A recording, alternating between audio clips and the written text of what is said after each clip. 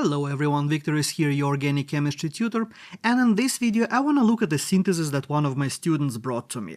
We are going to start with the benzyl alcohol, where we have the OH group on the CH2 that is sitting right next to the aromatic ring, and we are going to build it up into a rather complex alcohol that has a double bond right next to it. This looks like a very interesting challenge, so I thought that I would make a video about that.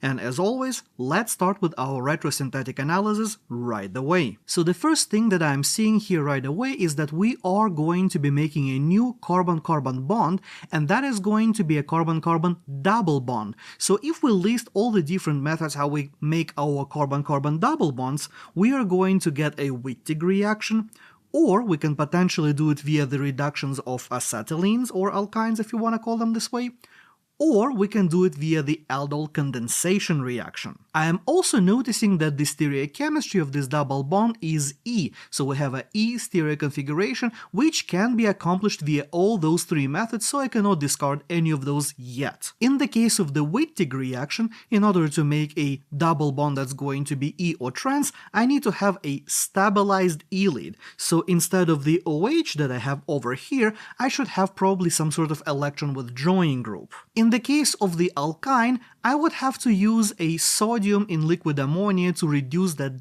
triple bond to a double bond, and unfortunately that's going to give me a cascade of unwanted reactions, so probably that's not a method that I'm going to be using here, so I'm going to discard that possibility. Finally, when it comes to the aldol condensation, well, aldol condensation gives me an enon as the product, so instead of my OH, I would also have a CO double bond here instead. So basically what I'm seeing here is that the two possible methods that we can use to make that new carbon-carbon double bond, they both require us to have a carbonyl in this position over here, which means that that carbonyl, that enon, is the most likely intermediate that I'm going to use as a predecessor in my last step. But that brings me to a question: how am I going to selectively reduce my carbonyl without touching my double bond? Is that even possible? And yes, it is possible. There is a very interesting reduction method called Luche reduction, which will selectively target the carbonyl of the conjugated enon, so we'll be able to use that reaction, and I'll talk about what exactly that reaction is later when we actually start talking about the synthesis itself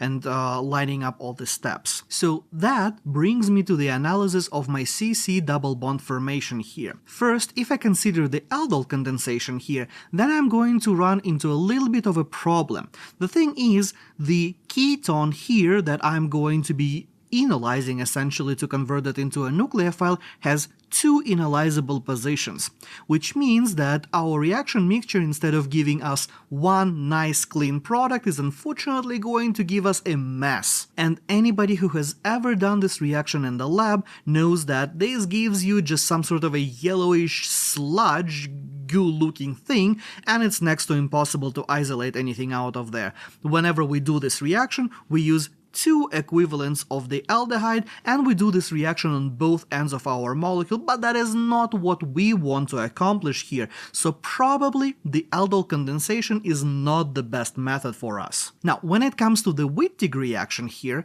we can use benzaldehyde as a starting material, and we can also use the stabilized E lead here that will be able to give us our double bond.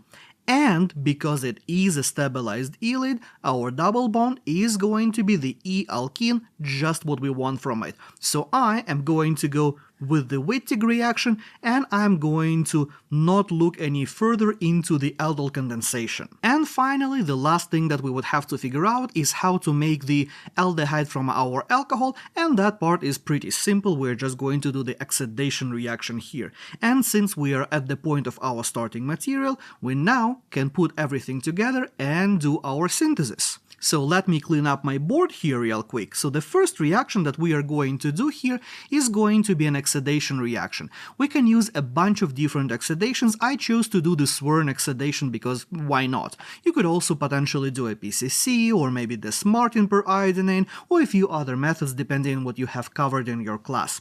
Once we have our aldehyde, we can then react it with our phosphoylide. Luckily for us, this phosphoylide is stabilized, which means that it is going to be commercially available, so we can just buy it. Those guys stay in the bottle without any problems for a very long time. Funny enough, I once worked with the stabilized ylide that was literally older than me, and that reagent still worked pretty fine. Of course, if we need to, we can always make that ylide ourselves. It's a fairly simple synthetic procedure that can be done within a day. And the result of this Wittig reaction is going to be the enone that we want. Of course, like in any Wittig reaction, we are going to have triphenylphosphine as our co-product, this guy over here, but we don't really care about that one, so we're just going to wash it away during the workup. Now, the interesting part, how are we going to take this carbonyl and reduce it to the alcohol without touching the double bond? As I've mentioned, we are going to use a rather specific reduction reaction, the Luche reduction, and that one is actually just sodium borohydride and methanol, but we are going to be using cerium chloride as a special catalyst here that's going to make a complex with our starting material, and because of that it changes the electrophilicity of the carbonyl, and because of that sodium borohydride will be attacking the carbonyl rather than a double bond. And there you get it. So as you can see, this synthesis is pretty easy and straightforward for as long as you know the reactions that you need to use. But what if you didn't know those reactions? How would you accomplish the synthesis then? Let me know in the comments below. And as always, thank you for watching. If you learned something new today, hit that like button and let me know about that in the comments below. Subscribe to the channel for daily organic chemistry updates. Watch this video next, and I will see you tomorrow.